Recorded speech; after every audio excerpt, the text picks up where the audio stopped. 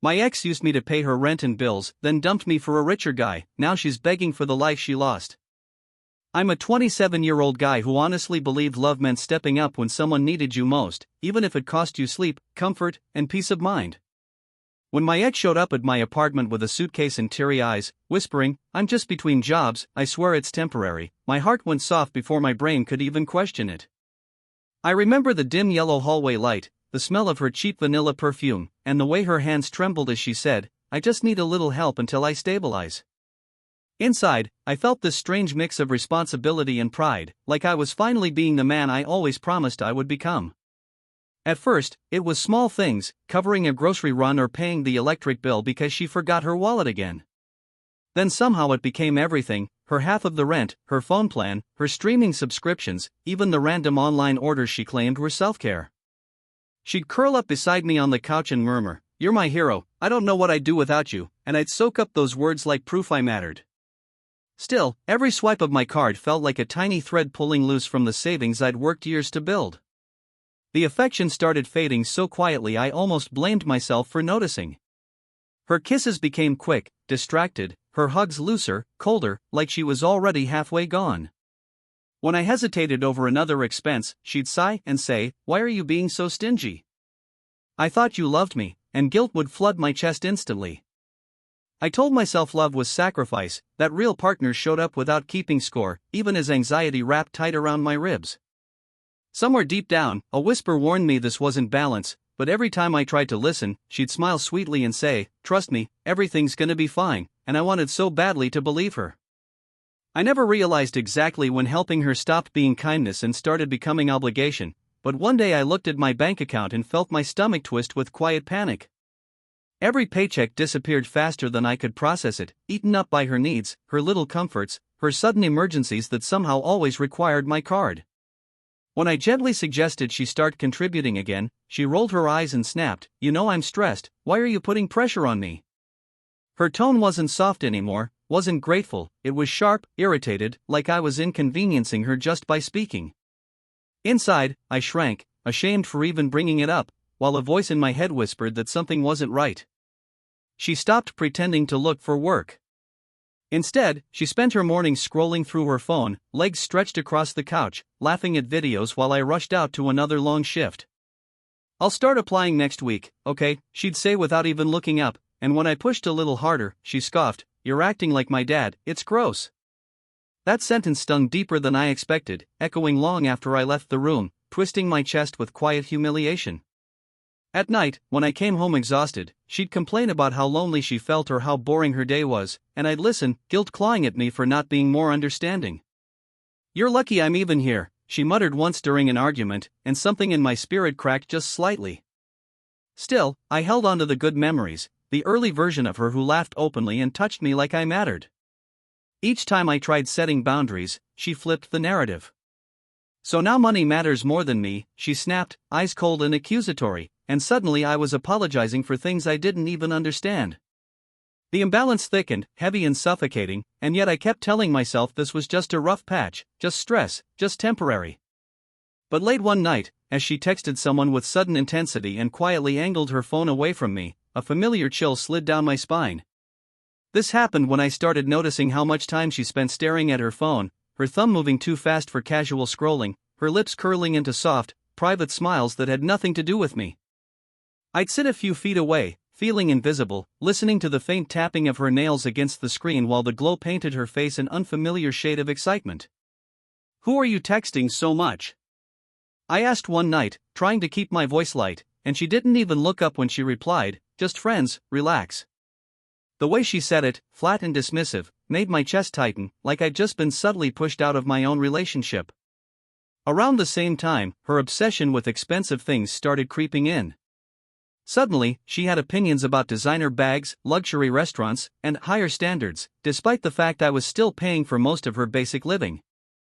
"I just want better for us," she said casually while scrolling through photos of glamorous lifestyles. "We shouldn't settle for average." The word average lingered in the air uncomfortably, and I couldn't shake the feeling that she wasn't talking about our life, she was talking about me. I started noticing her eyeing men differently when we went out. Her laughter around them sounded lighter, flirtier, more alive, compared to the tired sighs she gave me at home. When I mentioned how distant she felt lately, she snapped, "You're imagining things, you're so insecure," and the way she said it made me feel small, pathetic, almost apologetic for even having emotions. Inside, I battled between denial and instinct, clinging to the version of her that once whispered she loved me like I was irreplaceable. One evening, I reached for her hand, craving reassurance, and she subtly pulled away, pretending to focus on something across the room. "Can you not be so needy all the time?" she muttered, and the words sank straight into my gut. As she turned slightly away from me, her phone buzzed again, and this time I caught a glimpse of a name I didn't recognize lighting up her screen. I finally asked her about the name I saw on her screen, trying to keep my voice steady even as my heartbeat thudded violently in my ears. "Who's Marcus?"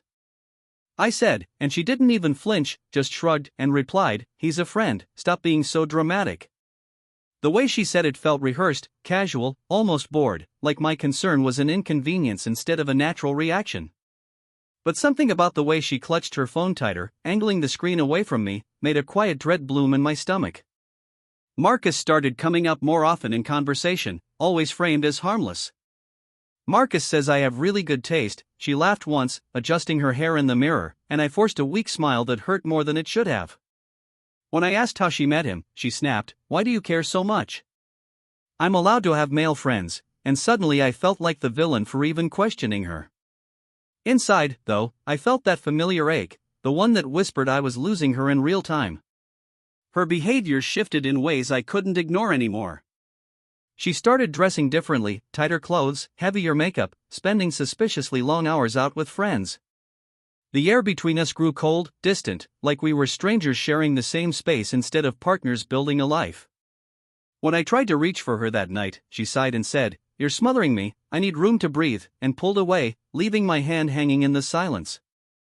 I stared at the ceiling afterward, listening to the muted vibration of her phone lighting up again and again. "It's just Marcus," she muttered lazily, rolling onto her side, but her voice carried a strange softness I hadn't heard in a long time. My chest felt heavy, like something fragile was cracking inside me, piece by piece. Then one evening, as she stepped into the bathroom, her phone buzzed loudly on the bed beside me, the screen lighting up with a message that read, "I can't wait to see you again tonight, Redheart." And in that moment, my blood ran cold. I didn't even know how long I sat there staring at that message, my heart pounding so hard it felt like it might tear straight through my chest. When she walked back into the room, humming softly, I held up her phone with shaking hands and whispered, "Explain this." Her face shifted for half a second, just enough for me to see the truth, before she masked it with annoyance and said, "Why were you going through my phone?" Like I was the one who'd done something unforgivable. The air felt thick, suffocating, every breath tasting bitter as my reality began collapsing right in front of me. She didn't even try to deny it properly. Instead, she sighed and dropped onto the edge of the bed, rubbing her temples dramatically. "I can't do this anymore," she muttered, voice flat and cold. "You're too controlling, too emotional. I need space to grow." Those words slammed into me like a quiet execution, and all I could choke out was, "So Marcus is just a friend?" She rolled her eyes. "It's not about him. This is about me finding myself," she replied, while refusing to meet my eyes. I felt my throat tightening, the familiar scent of her shampoo suddenly nauseating, the room spinning slightly as if the ground under me had shifted. "After everything I've done for you?" I whispered, and she shrugged, lips curling slightly. "You chose to help me." "I never forced you," she said with cruel calm, slicing me open while pretending to be the victim.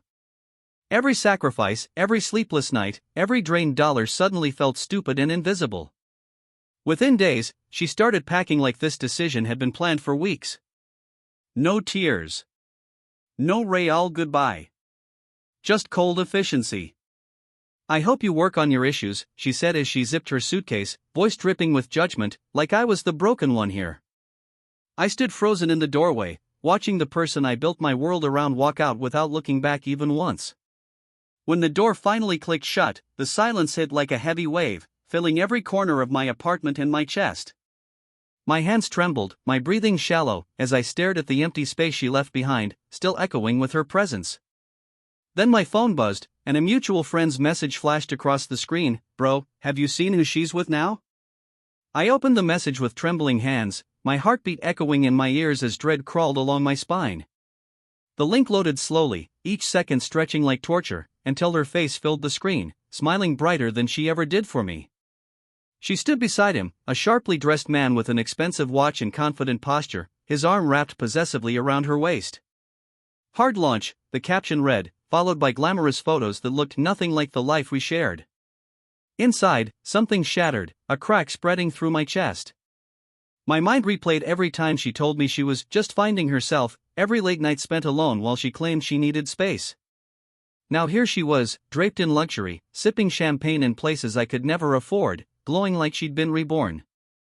I scrolled through more images, each one more humiliating than the last, and she was calling him her upgrade. The word punched through me, hollowing out whatever hope I still clung to. I whispered, "So this is what you meant," staring at the screen while the room felt colder around me. My phone vibrated again and it was her sister, texting, "Did you see?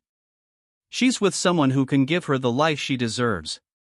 The words burned, mixing shame with furious disbelief, but I couldn't even respond. My hands felt numb, my apartment too silent, too empty, like the walls themselves were judging my stupidity. When I confronted my ex through a shaky message, all she replied was, "You wouldn't understand. He matches my energy," as if I had somehow failed an invisible test. I typed back, "After everything, this is how you treat me," and the three dots blinked for seconds that felt like hours. Her final message appeared cold and unapologetic, "I'm happier now, and that's all that matters." I dropped the phone onto the couch, staring at the ceiling as the weight of humiliation crushed down on my chest. And somewhere deep inside, a dark realization began forming, whispering that this wasn't the worst of what was coming. This happened over the next few days, when the adrenaline faded and the full weight of everything she'd done settled into my bones. I stopped eating properly, surviving on coffee and whatever I could force down, my appetite twisted into knots of anxiety and grief. Every corner of my apartment felt haunted, her empty spot on the couch, the faint imprint of her perfume on my pillow, the silence that now screamed louder than her voice ever had. I lay awake at night staring at the ceiling while my mind replayed every argument, every sacrifice, every time she said, "You're my hero," like it was all just a cruel joke I paid for.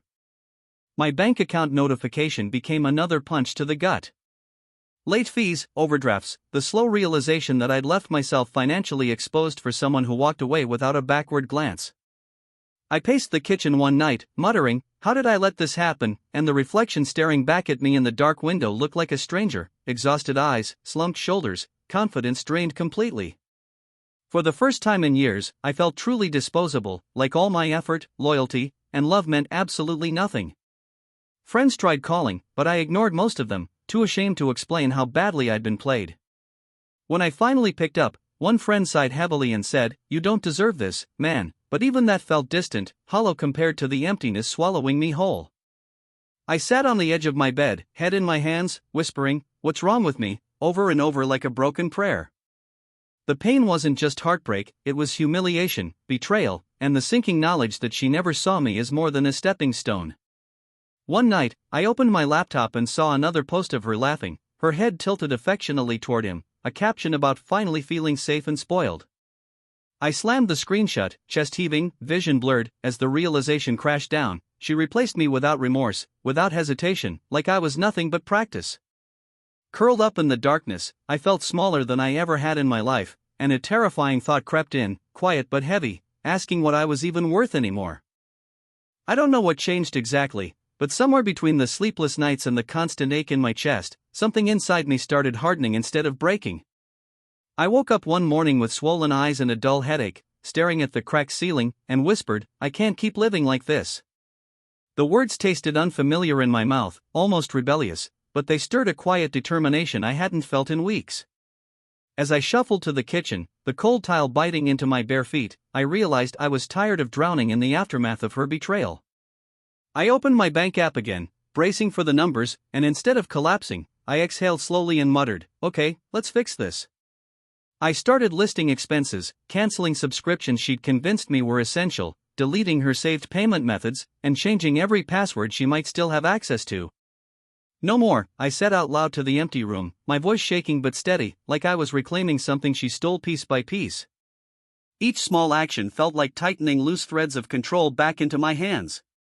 Later that day, I stepped outside for the first time in a while, feeling the crisp air scrape against my lungs as if reminding me I was still alive. A neighbor nodded politely and said, "You all right?" And I forced a small, broken smile, whispering, "I'm getting there." It wasn't confidence yet, but it wasn't despair either, something fragile but growing between pain and clarity. In my mind, I replayed her voice telling me I was average, unworthy, replaceable, and for the first time, I questioned whether she ever deserved the power she held over me. That night, instead of scrolling through her perfect little fantasy life, I opened my notes app and wrote down goals for myself: saving, healing, rebuilding, becoming someone I respected. My hands trembled slightly as I typed, but each word felt like a promise to the version of me she tried to erase. Somewhere inside, anger simmered, quiet but focused, and it no longer wanted to destroy me. As I hit save, my phone buzzed suddenly with an unknown number, the screen lighting up ominously in the dark, and a single message appeared that made my stomach drop all over again. I stared at the unknown number for a long moment before opening the message, my pulse quickening with a nervous familiarity I tried to ignore. "Hey, it's me. I didn't know if you'd blocked me." My chest tightened instantly as her name flashed into my mind, even though she didn't have the courage to write it. The thought of her reaching out after everything made my skin prickle, a mix of anger, confusion, and an aching curiosity I hated myself for feeling. I didn't reply at first, just let the phone rest in my palm while my mind spiraled in unanswered questions. Hours passed before another message came through. "I hope you're doing okay. Things aren't exactly how they look online." I scoffed under my breath, the faintest bitter laugh escaping me in the quiet apartment. The same place she abandoned, the same air that once carried her laughter now felt heavy with tension again. I imagined her glamorous posts, her glowing smile, and wondered what cracks were finally showing behind that filtered perfection. Later that evening, a mutual friend called, hesitating before speaking. "Hey man. I don't want to gossip, but her new guy? He's not what she thought," he murmured. My heart thudded sharply. "What do you mean?" I asked, gripping my phone tighter as cold anticipation curled inside me. He sighed, lowering his voice. "He's controlling, apparently she's not allowed to go out without him, and money isn't as unlimited as she made it seem." That information sat between my ribs like dark irony, bitter but strangely validating. I remembered how she used to call me suffocating, controlling, boring, and now she was trapped in the very dynamic she mocked me for trying to escape. Still, part of me refused to soften, because I knew no rumor could erase the way she humiliated me. My phone buzzed again. "I made a mistake," she typed this time, the words steady but heavy. I felt the old ache flicker, instantly replaced by a colder awareness. Was this guilt, or just desperation? I lowered the phone slowly, staring at the silent room, feeling something twist deep in my chest. And as I sat there wrestling with the weight of her words, another message followed, one that made my stomach turn all over again. "Can we please talk? I really need you right now." I stared at her words for what felt like forever, my thumb hovering over the screen as a storm of emotions churned violently inside me. Part of me wanted to block her instantly, erase her existence the way she erased mine, but another part, quieter and dangerously curious, needed to hear what she had to say. "Talk about what?" I finally typed, my hands cold, my jaw clenched so tight it ached. The three dots appeared almost immediately, her desperation bleeding through every second of silence. "Please, just meet me." "I'll explain everything," she replied, and I could almost hear the tremor in her voice through the words. My chest tightened with bitter memories of her cold goodbye, her smug social posts, the way she brushed off my pain like it meant nothing. "You didn't want to explain when you left," I shot back, the anger rising again, sharp and heavy. Her response came slower this time, like she was choosing every word carefully. "I'm not okay. He's not who I thought he was." Those words hit harder than I expected. I imagined her shaking, worn down, stripped of the confident glow she flaunted when she called him her upgrade. The image twisted something in my chest, not sympathy exactly, just the bitter recognition of roles painfully reversing. I leaned back on my couch, eyes drifting across the empty room, remembering how small she made me feel, how disposable, how easily replaced. "You didn't care if I was okay," I typed, my voice echoing in my mind as though I were finally reclaiming power she once held effortlessly. A few seconds passed, then her final plea appeared. "I know, and I hate myself for it. I just need someone safe right now. Safe. The word clung to me like a cruel joke, because I knew I was never safe in her world, just useful. My heart pounded as memories collided with reality, and I struggled to separate the broken girl begging now from the one who walked away without remorse. Against my better judgment, I typed a single sentence I never thought I would send. Fine. One conversation. That's all. Her response came instantly. Thank you, can we meet tonight? As I set my phone down and stared at the darkening window, a quiet tension wrapped around my chest. I didn't know if this meeting would bring closure or reopen wounds that never truly healed, but something told me whatever she was about to say would change everything again. I almost didn't go. I stood in front of my mirror, staring at my reflection, searching for the version of me she left behind and realizing he didn't exist anymore. The cafe she chose smelled faintly of burnt coffee and rain-soaked pavement, and every muscle in my body felt tense as I spotted her sitting alone at a corner table. She looked smaller somehow, eyes tired, shoulders slumped, nothing like the confident woman who called another man her upgrade. When she looked up and whispered my name, her voice cracked in a way that sent a strange, unwanted ache through my chest. Thank you for coming, she said softly, fingers nervously tracing the rim of her cup. I sat down slowly, keeping a careful distance, and replied, You wanted to talk. So talk. Her eyes filled with tears almost instantly. I ruined everything, she admitted, voice trembling. I used you. I thought money and status meant happiness, and I threw away the only person who actually cared. Hearing those words felt surreal, like watching karma unfold in real time, but the pain underneath them wasn't imaginary. He controls everything, she continued quietly. Who I talk to, where I go, what I wear. He reminds me every day that I owe him for the life he gives me. I clenched my jaw, memories of her calling me controlling flashing cruelly through my mind. You said I was suffocating, I replied coldly, and she flinched, whispering, I know, and I was wrong. The cafe noise faded into a dull hum as she leaned forward desperately. I just want my old life back. I want you back, she pleaded, tears finally spilling over. My heart pounded painfully, a war raging inside me between old love and scarred self-respect. I inhaled slowly and said, Do you even understand what you took from me? The silence stretched heavy as she nodded shakily, lips trembling. I'll make it right. I swear. Just give me one chance, she whispered, gripping the edge of the table like it was her last lifeline. Her eyes searched mine for hope, reassurance, forgiveness, something to save her from the consequences she created. And for a moment, I said nothing, letting her sit in the tension she never once allowed me to escape. As my silence stretched longer, her breath grew more uneven, and I realized the next words I spoke would either break her, or finally free me. The cafe felt unbearably silent as I finally exhaled and looked straight into her trembling eyes. You didn't just hurt me, I said quietly, my voice steady but heavy with years of swallowed pain. You taught me exactly how little I should ever let someone take from me again. Her face crumpled, a soft sob escaping her lips as she whispered, Please. I'll do anything. The desperation in her tone might have shattered the old me, but now it only echoed like proof of a lesson already learned. I leaned back slightly, feeling the cool edge of the chair against my spine, grounding me in the reality she no longer had power over. You don't get to use love as a lifeboat now that your fantasy sank, I continued, the words firm but not cruel. Her hands trembled around the cup, knuckles pale, as she murmured, I thought I knew what I wanted. I was wrong.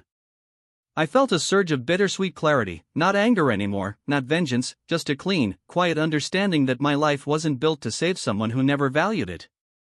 The scent of coffee and rain drifted through the air as I added softly, You didn't lose me when you left. You lost me when you stopped respecting me.